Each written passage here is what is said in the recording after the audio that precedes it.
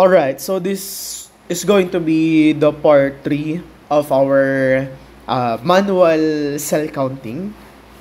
Now, so do sa previous recorded lectures na I was able to deliver, discuss natin yung general principles ng manual cell counting and then followed by your red blood cell count.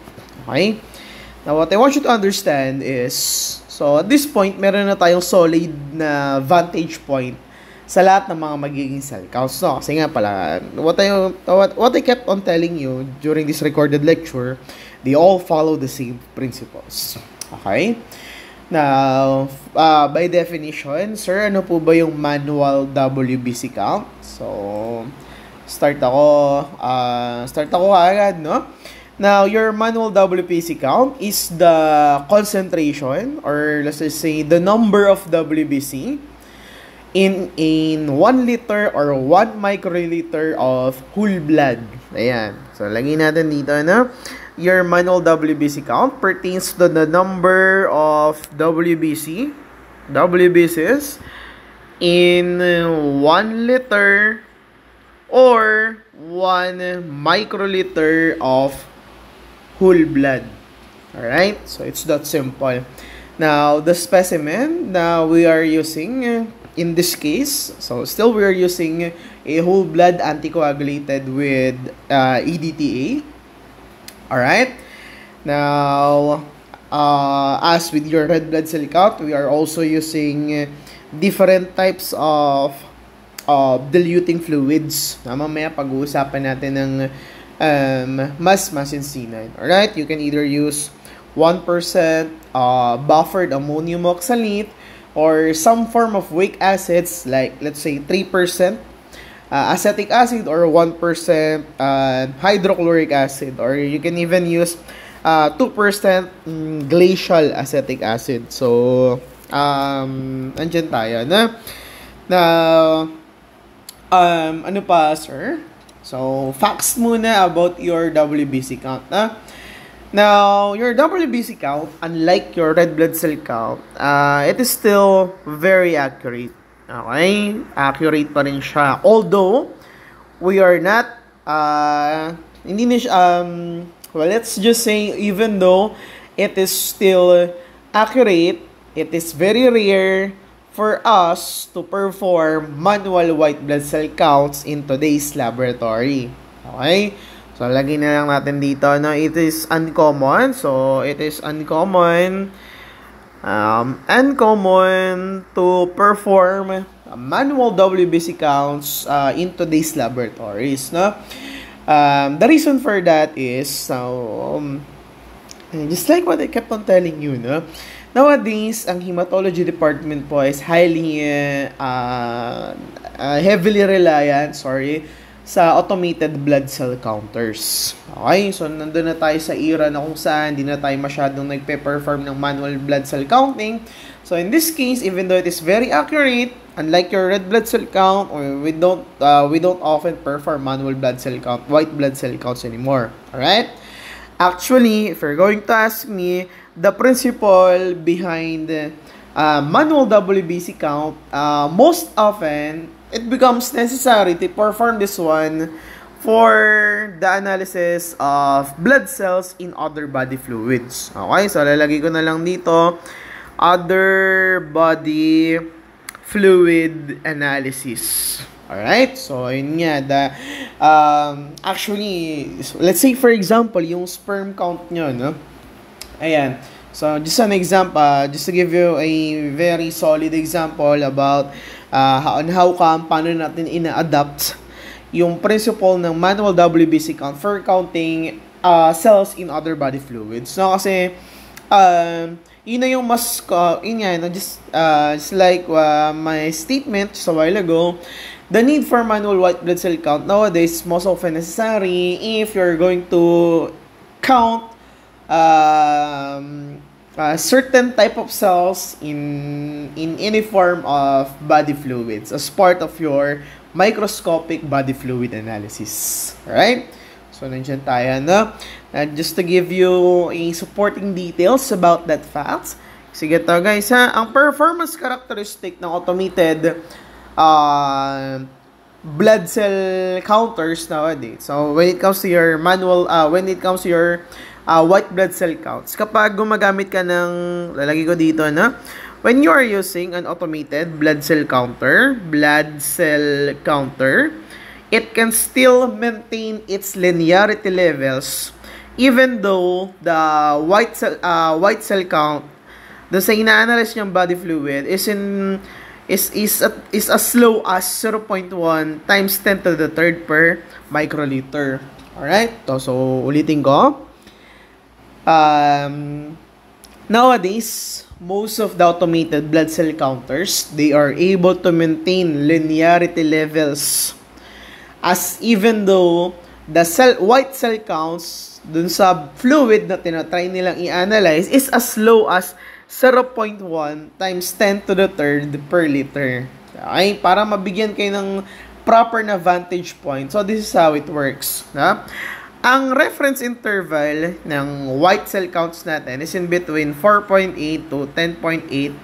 4.8 to call this 10.8 times 10 to the third per microliter. Okay? So, ang lawak nung, ang broad nung range, no, from 4.8 to 10.8, from 5 to 11. Ayan.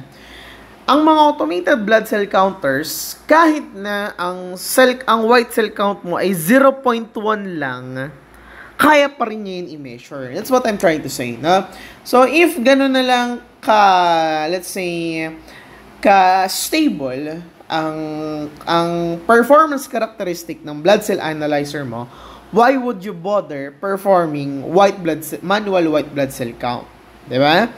So, ayan. So, ginastify ko siya for you. Okay. So, I think we're good. So, alam mo na kung, sir, by the way, bakit kailangan pa natin pag-aralan? No? What if? So, siguro, let's see, for example, no?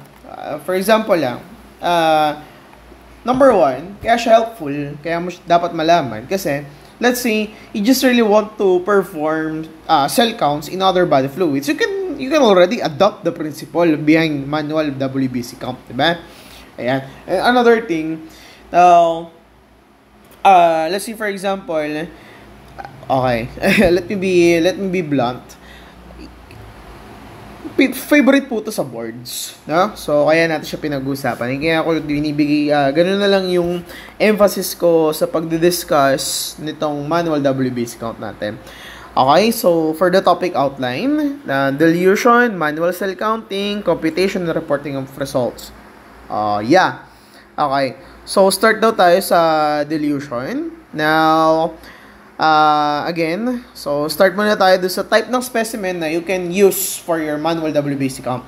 Alright, first of all, you can use, still, we are preferring to use EDTA treated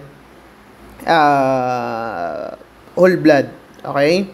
Now, you can also use, you can also use blood from skin puncture, provided you're going to dilute it with your diluting fluids. Ayan.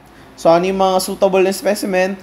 EDTA anticoagulated whole blood, or you can use a free-flowing capillary blood. Alright? So, that's how it works. Now, so ano sir yung mga types ng diluting fluids na pwede kong gamitin? Okay. So, number one is acetic acid. You can also use Turk's solution. Sige, tama, valid pa naman yun. Bigay ko na lang lahat na acetic acid. Lalagay ko dito. I'm going to be more specific. Glacial acetic acid 2%. Okay? So, yun yun. Volume per volume. Okay. You can also use hydrochloric acid 1%. Yan natin dito. So, hydrochloric acid, 1% still, volume for volume. Sige. Ano pa, sir? So, nandyan yung, nabanggit yung Turk's solution. Alright. Sir, ano po ba yung Turk's solution? So, your Turk's solution is a mixture of gentian violet and added with acetic acid. Okay? Now, so, nakalagay dito, it stains your white blood cells. Valid pa rin. Valid naman yan. So, bigay ko na lang yung primary advantage na ino-offer ng Turk solution. Your Turk solution enhances leukocyte nuclear definition. Okay? So, we're talking about granules. We're talking about blood cells wherein some of them some of them have granules, some of them doesn't have granules, pero definitely all of them, they have nucleus. So just think about it this way. If somehow you can find a way to enhance the nuclear definition of your white blood cells, mas mapapadali mo yung cell counting. Diba? So, that is the purpose of your Turk solution. I-touch ko na lang dito. Ano daw yung ginagawa ng Turk solution? It enhances leukocyte nuclear definition. It enhances leukocyte nuclear definition. Alright? So, nandiyan ka. Now, ngayon, what are the general characteristics of my WBC diluting fluid, sir? So, ayan ka. Come again. So, what are the general characteristics of my WBC diluting fluid? First of all, it has to be hypotonic. So, yun yung key property ng WBC diluting fluids nyo. It has to be hypotonic. And the purpose of that is, it has to be able to dilute and at the same time, lyse your red blood cells kasi hindi na natin sila kailangan, no? So, kailangan pag nagbibilang ka ng white blood cells, wala nang mga red blood cells dun sa counting area mo, kaya kailangan hypotonic yung solution. Alright? Now, merong caveat yung hypotonic solutions natin, no? Kasi, yes, it can hemolyze your red blood cell, but unfortunately, it cannot hemolyze nucleated red blood cells. Now, so, lalagyan natin dito. It cannot hemolyze your nucleated red blood cells. Nucleated red blood cells. Sir, ano po ba yung nucleated red blood cells ko? Guys, yun yung metarubricites nyo, no? So, it pertains to your metarubricites. Kung ayaw mo ng metarubricites, yan yung orthochromic normoblasts. Diba? Your metarubricites or your orthochromic or orthochromatic normoblast, yung phenotic red blood cells nyo. Okay? So, sana hindi nyo muna kinalimutan yung red blood cell maturation sequence nyo. No? But, so, let me just remind you na before your reticulocytes, meron kayong metarubricite or yung orthochromic normoblast. Diba? And these metarubricites or orthochromic normoblasts, they still have their nucleus. Okay? Now, it is very rare for this red blood cells to enter your patient's circulation unless there's something very wrong happening, di ba? So in which case, kapag merong present na orthochromic normoblast dun sa specimen mo, na pwede siyang makapag-cause ng discrepancy sa white blood cell count mo kasi hindi siya may hemolyze ng hypotonic diluting fluid mo for white blood cells. Okay? Pero don't worry kasi meron tayong formula na pwedeng i-apply for the presence of this nucleated red blood cells. So, mamaya natin pag-usapan yun during our computation. Alright? So, nandyan tayo na. Now, yeah, I believe that's it. Now, acetic acid, blah, blah, blah, thunder, lightning. I think that is very self-explanatory. Okay. So, doon na tayo sa dilution proper. Now, I believe, nabigay ko na sa inyo yung specifications ng WBC pipette, diba? Yung WBC Toma pipette nyo. Na meron siyang markings na 0.5, 1, and 11. So, ito yan, no? Yung WBC Toma pipette nyo, 0.5, 1, and 11. Ang color ng bead, it could be white or it could be colorless. Ang volume ng bulb ay 10. Okay po.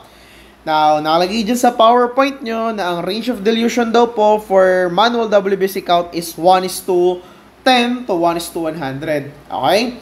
na para huwag natin masyado paggawing komplikado yung mga bagay, no? Now, the standard dilution for your manual WBC count is 1:20. Okay? So, lagay ko na dito, ha? The standard dilution for your manual WBC count is 1:20. Okay? And then, the standard counting area for your manual WBC count is the 4-corner primary square. Okay po? Standard dilution, 1:20. Standard na counting area is the 4-corner primary square. What's up with that, sir? Kapag finalo mo tong standard dilution saka standard counting area, ang single factor po for WBC count is 50. Okay po? Long story short, para mag-arrive ka sa total WBC count, if you are following the standard, lagay ko dito, the number of WBC counted multiplied by 50. Okay? So, it's that simple, people. Alright? Now, sir, bakit po may variation sa dilution when same concept applies with your red blood cells, diba? It depends upon the condition of the patient. Let's say, kung ano yung dilution na ipe-perform mo, diba? Pero, it's not too often, okay, magbabago ako ng dilution, no? So, please, 1:20, 1:20, 1:20. Alright, so ngayon, ang natirang question na you should ask yourself is, what is the standard procedure for the performance of manual WBC count? Diba? So, then again, sa lahat ng WBC count, sa lahat ng manual cell count natin, we're following the same procedure. No? So, paano ba yan, sir? Now, step 1 is to aspirate blood until 0.5 mark. Diba? Ito yun. Step 2 is to aspirate blood until the 11 mark. Ito yun. Okay? Now, if you're going to compute, so since we're following the standard procedure, no? So, 0.5 divided by 10 divided by 0.5 is 20. Diba? So, yun yung dilution factor mo. 10 divided by 0.5 is equals to 20. So, yes. Chinek ko pa kung tama ako, no? Okay, so, if you're going to use this one, and you're going to follow this one, definitely, ang magiging dilution mo is 1:20. All that is left is to count your WBC in your 4-corner primary square, and then you're good to go. Okay pa? So, sundan ko lang yung progression ng topic while using the PowerPoint, di ba? So, let's say, nagawa mo na yung proper aspirations ng specimen and diluent. It's time for you to charge the counting chamber. Count the WBC. Yes. Now, nakalagay, of course, guys, you just have to follow your rule of thumbs in charging your counting chamber, diba? Dapat you have to discharge the first 3 drops of blood kasi yung nandun sa stem, it contains pure diluting fluid, and so nandyan ka, and you have to allow your specimen to stand for at least a couple of minutes bago nyo i-charge yung counting chamber nyo. Some medtechs, nagpe-prepare pa sila ng tinatawag na moist chamber. If you want to know more about the details, feel free to consult your textbook na lang kasi nandun naman yung sa chapter 11 on how to make a moist chamber. Okay po, so ngayon, dito na tayo sa, just like your red blood cells, meron nag-implement din tayo ng criteria, no? So, in order for us to say, so then again, guys, sana panoorin nyo na lang yung mga recorded lecture, no? Kasi yung yung mga previous video, they will serve as your vantage point para mas ma-appreciate nyo yung ginagawa natin up until reticulocyte count. Alright? So, ano ba yung mga criteria na yan, sir? Okay. So, criteria. Yes. Okay. So, parang may nalagpasan. Meron nga.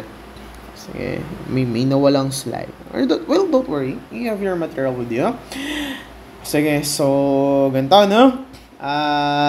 What is going on, sir? So, ito yung area na ginagamit natin for manual WBC count. Alright?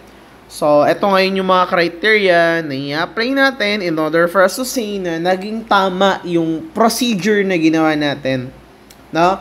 Starting from the aspiration of your specimen and diluting fluids up until the counting itself. Okay?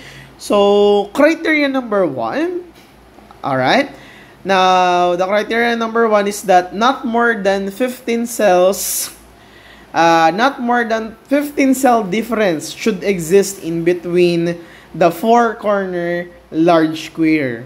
Okay? So, yun yung ibig sabihin nun. Not more than 15 cell difference should exist in between your four corner large squares. Kasi if greater than 15 cell difference, you have to repeat your procedure. Okay pa? Now, how are you going to get the difference? Again, so this is how it works. So let's say for example, this is square 1.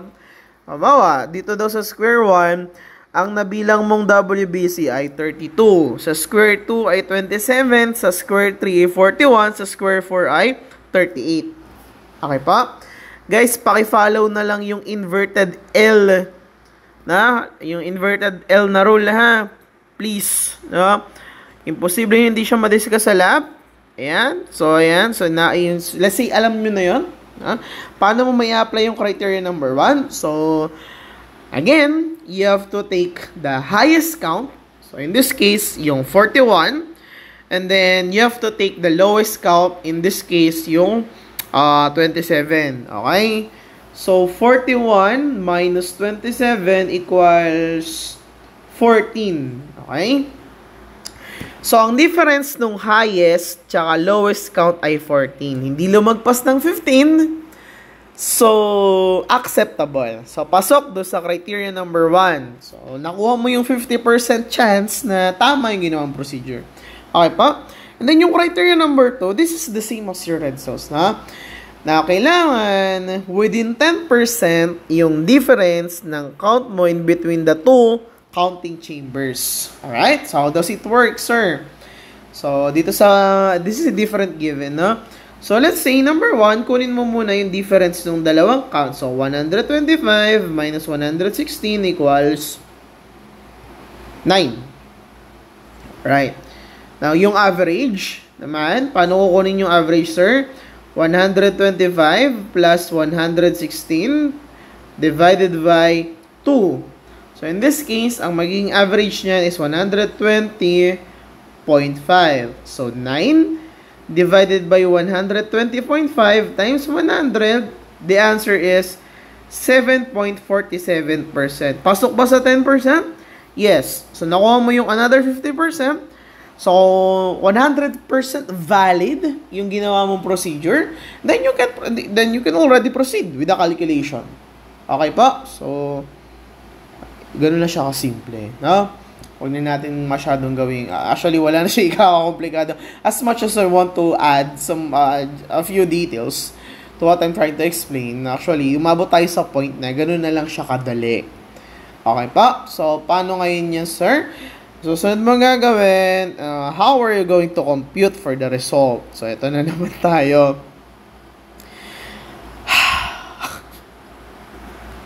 Turuan ko na naman kayo ng simple arithmetic. Sige, guys.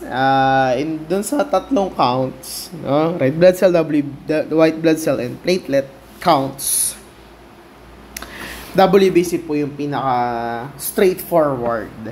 Okay? Bukod sa pagiging straightforward, siya po yung pinaka-linear, no? Since nandun na yung property na it should be that easy, anong formula yung prefer natin? So, ganito ha. Ito na naman tayo, no? Cell counted. Cell count per cubic millimeter. Cell count per cubic millimeter is equals to the number of cell counted. So, lagi ko na lang dito. The number of cells counted multiplied by the dilution factor divided by the total volume utilized in cubic millimeter. Okay po? So, ganun na lang para mas madali na, para dumali ng konti. Madali nga siya talaga. Okay? So, ito na naman tayo. Ini-express natin siya in terms of cubic millimeter. Alright. So, bigay ko muna sa inyo kung paano natin siya ini-express, na? Now, sige. So, magiging mangyayari niyan. Cells per cubic millimeter or cells per microliter, or cells times 10 to the third per microliter. Tapos, kapag nandun ka na, pwede mo na siyang i-convert into cells times 10 to the 9th per liter. Magkakamukha lang po yan, no? Mawi-witness na siya mamaya. Alright? So, ulit, magkakapareho lang yan, ha? So, kapag finalo mo tong formula na to, makukuha mo cell count per cubic millimeter. Alright? Ang cell count per cubic millimeter, same lang sila ng cell count per microliter. Yung cell count per microliter nyo, so, bigyan nga ako ng example na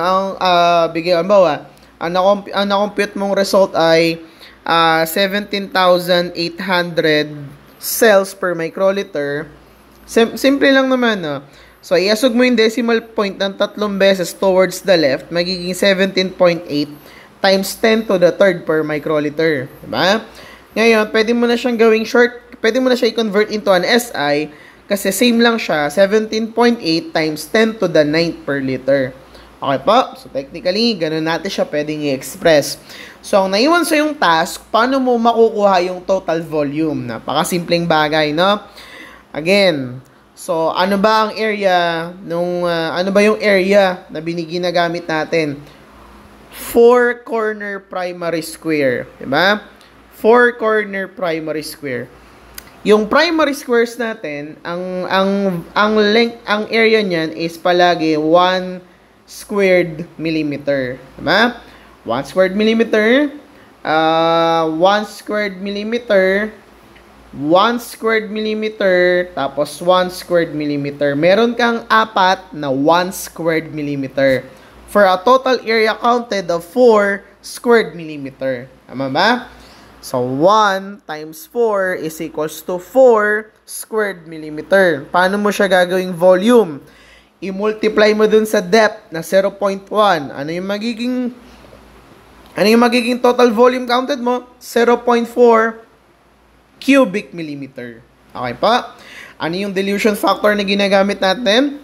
20. So, ano na lang yung variable na kailangan mo para masatisfy mo yung equation? Yung number ng cells na mabibilang mo per primary square. Diba? Let me give you a solid example. Wait lang. Sige, let me give you a rather solid example para hindi nyo na malimutan kasi at this point, dapat tapos na siya.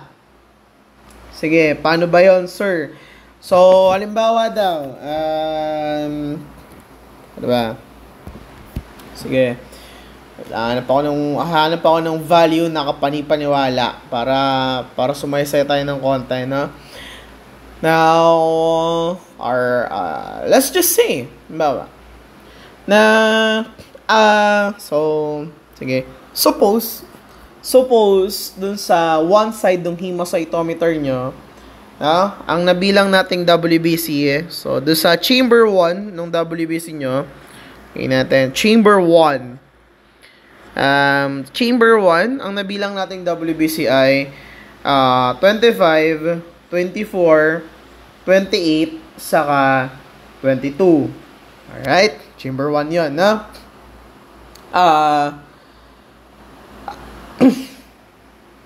Doon naman sa chamber 2 natin, ang nabilang natin, doon sa chamber 2, ang nabilang nating WBC is let's say, 26, 30, 31, saka 28.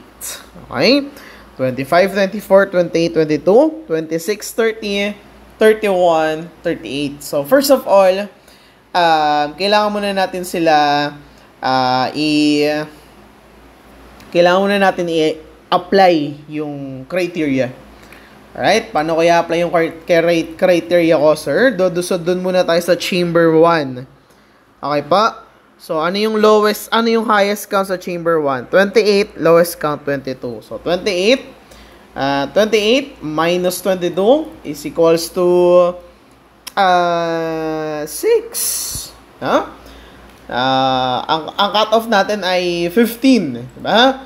So, very acceptable yun sa chamber 1. Alright, doon sa chamber 2 naman, kunin natin yung, so, 31 yung highest count, tapos 26 yung lowest count. So, 31 minus 26 is 5. So, pasok na pasok yun. No? Na kunin natin yung, doon tayo sa criteria number 2. Sa criteria number 2, kukunin natin if it is within 10% yung yung difference in between the counts sa total counts nung dalawang chamber na. So, paano nga yun, sir? So,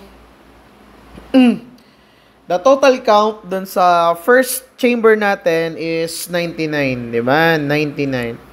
Yung total count dun sa second chamber natin is 115. Ano nga siya, sir? So, first of all, i-take muna natin yung difference nila, di ba? So, 115 minus 99 is equals to, so, 115 minus 99 is equals to 16.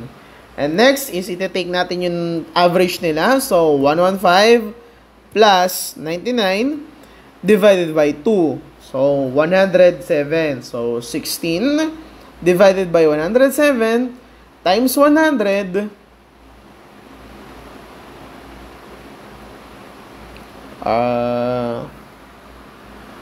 Wait lang. Alright, so, now, so yung difference na 16, di-divide natin dun sa average na 107, multiplied by 100, the answer is 14.9%. Pasok ba siya sa within 10%? Hindi. So, yung given na binigay ko,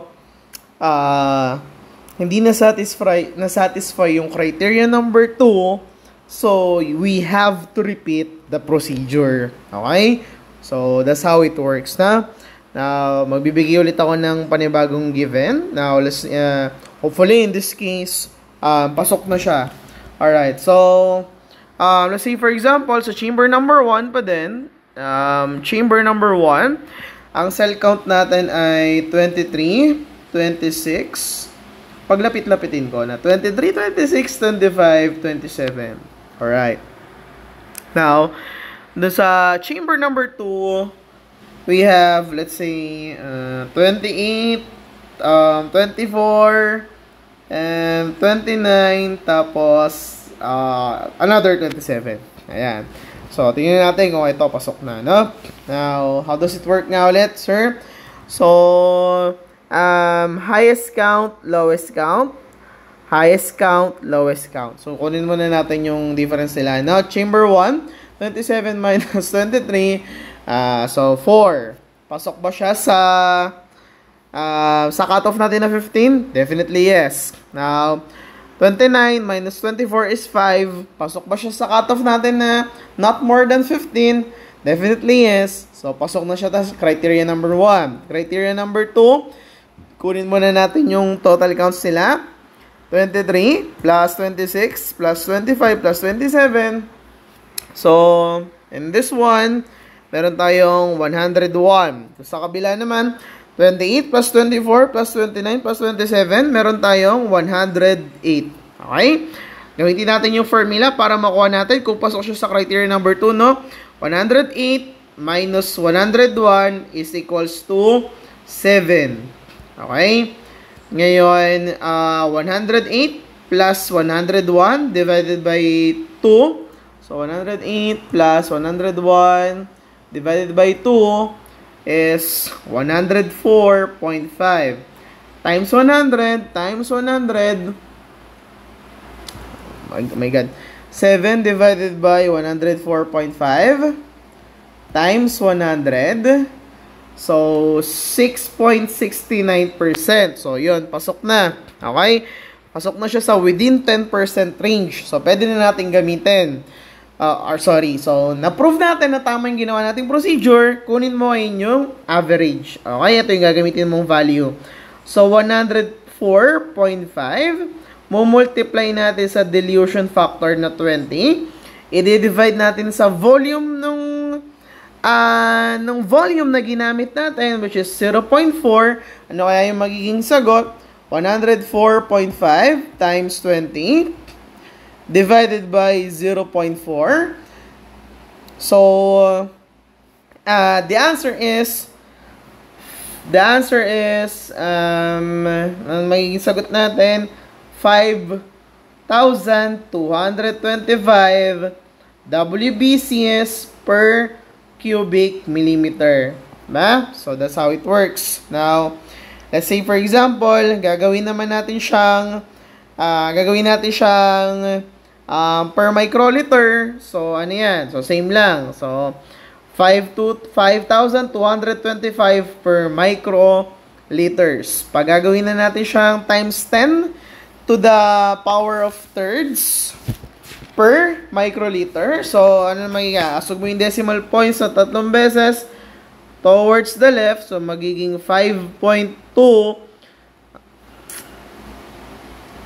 Magiging 5.2 times 10 to the third per microliter. Okay po? So, ayan ngayon is yung equivalent sa 5.2 times 10 to the 9th per liter. Ito ngayon yung SI mo. Okay po? Pasok ba siya sa within range ba siya ng WBC count? Arguably, yes. Alright? So, I think that's it. No? Ganun lang naman kasimple. Actually, wala na siya ikakakomplikado, guys. Ganun lang talaga siya kasimple. Okay po? So, since alam mo na kung paano gamitin yung formula, alam mo na kung paano mag-perform ng WBC count, what does the PowerPoint have to say about do sa pinag-usapan natin so far? Ito na naman. Favorite kong table. Sige. Sagutan natin, no? Baka lang interesado pa rin kayong gamitin to. Wala lang. Gusto niyo pahirapan yung sarili niya, no? Sige, again, guys, yung discussion or yung discussion about the definitions of all of these terms, nandun na po yun sa general principles ng manual cell counting natin, ha? Please just visit those recorded lectures. So, ang dilution correction factor natin dito, so, simple lang. Ano yung total volume na ginagamit natin? Nung gumamit tayo ng WBC Toma Pipette, 10. Ano yung ginamit nating volume ng blood? 0.5. 10 divided by 0.5 is 20. So, the dilution correction factor is 20. Or long story short, yung dilution mo na 1:20, gawin mo munang fraction, tapos baligtarin mo. Reciprocal kasi siya. Tama ba? So, ano makukuha mo? 20. Alright? Now, yung volume correction factor, simple lang naman. So, ito yung formula, desired volume divided by the volume counted. Ano yung desired volume natin palagi? 1 cubic millimeter. Ano yung volume na ginamit natin? 0.4 cubic millimeter. Ano yung sagot? 2.5. Alright? May significance ba to? Wala pa. Dito ka muna. Yung multiplying factor, sinabi ko na doon sa previous lecture natin. This is also known as your single factor. So, yung VCF na 20, multiply mo sa 2.5, ano meron ka? 50. Ito ba yung sinabi ko sa inyo kanina na single factor? Provided na 1:20 yung dilution mo, tapos ang ginamit mong volume is 0.4.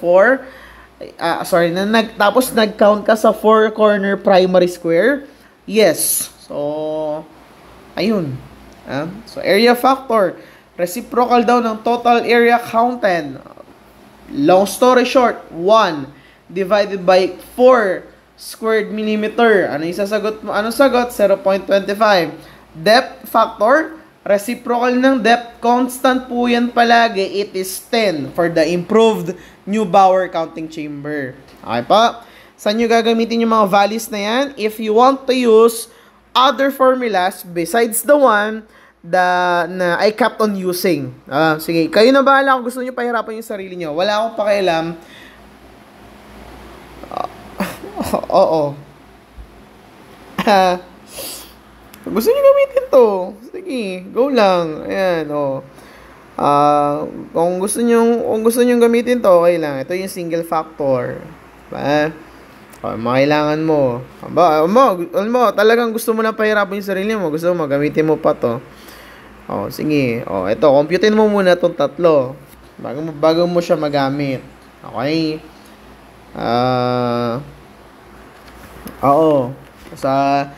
Sa WBC count, sige, ayaw mo talagang tumigil. Yung depth factor, palaging 10. Yung area correction factor is 4. 4. Sorry. According to this one, according to sa calculation na ginawa natin, the area factor is 0.25. Pero, wait, let me test. May na-discover lang akong masaya. Now, the dilution factor is 20, which is, it can vary, no? It is variable. Pero lang akong gustong i-testing with regards to, this one. Gusto lang ako i-testing. Sige. Balik ako doon sa given natin kanina na doon tayo nag-arrive sa 104. Tingnan natin kung para yung magiging sagot. Pag ginamit natin yung magkakaibang formula. Now, ito yung ginagamit ko palagi. So, pretty sure pasok na yan. So, gamitin lang natin. So, paano kaya pag ginamit natin yung formula na to? Okay? So, 104.5 times 50. Tama. So, may sagot. So, 104.5 times 50, ang sagot niya is still 5225. Okay po? So, yun yung sagot natin kanina, no? So, pasok pa din. Now, dito tayo. Na-curious lang ako. Okay. Now, okay. Gets ko na kung bakit. Sige. Sige, follow ko muna tong formula na to na plug natin. 104.5 times. Now, according dun sa, sundin natin muna yung sa PowerPoint, no? Na ang area factor na dapat natin ma-compute ay 0.25 times 0.25 times 10 times 20. Ba yun? To. Kasi, depth factor, tapos dilution factor. 104.5 times 0.25 times 10 times 20. Uy! Galing! Same lang. Alright? So, tama tayo doon sa power. So, nung sinagutan ko yung PowerPoint para sa inyo, tama pa rin tayo, no? 5225. Alright? Wag na! Diba? Okay, now, meron akong alam ko na kung kasi ang area factor na alam ko is yung 4. So, ganito na siya gagamitin. Para dito siya. Pasuyo ha. Kapag ito yung formula na i-adapt nyo, ang magiging area factor nyo ay 4. Pero kapag ito yung formula na i-adapt nyo, ang magiging area factor nyo is yung kung paano ko siya dinescribe kanina. Diba? Tingnan nyo ha. So, plug natin dito. 104.5 times the dilution factor which is 20 times the depth factor which is 10 divided by the The area counted, which is 4. Sagot ay 5225. Okay? So, yeah. Sana napansin nyo na binabalik-baliktad lang yung formula, pero same lang kayo ng makukuha ang result, no? It can only mean one thing. You know what you are doing already. Okay pa? So, I think that's it for your manual WBC count. Di na ako mag-insert pa ng iba pang jargons. Sige. Alam nyo na to. Nabigay ko na to sa inyo kanina kung paano siya mako-convert into SI units, no? Convert mo muna siya, so gawin mo muna siya times 10 to the third bago siya maging times 10 to the ninth. Okay po, so dito lang tayo na kasi this is extremely important, by the way. Ito yung sinasabi ko sa inyo kanina, what if merong exist ng meta-rubricites or merong exist na meta-rubricites dun sa specimen nyo, no? Merong excess ng orthochromic or orthochromatic normoblast. So, this is the formula. Uncorrected WBC count, which is, sabihin natin, no? Yung calculated WBC count nyo. Calculated WBC count times 100 divided by the number of nucleated red blood cells plus 100. Okay po? Now, meron tayong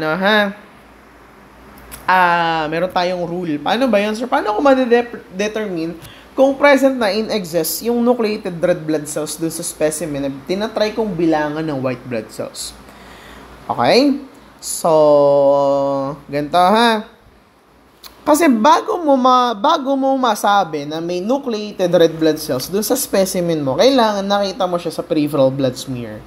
Okay po? While you are performing the WBC differential count. So, ganun. Bawa, piniperform mo yung differential count, tapos, diba, lumilipat-lipat ka ng fields, tapos may nakakita ka ng nucleated red blood cells.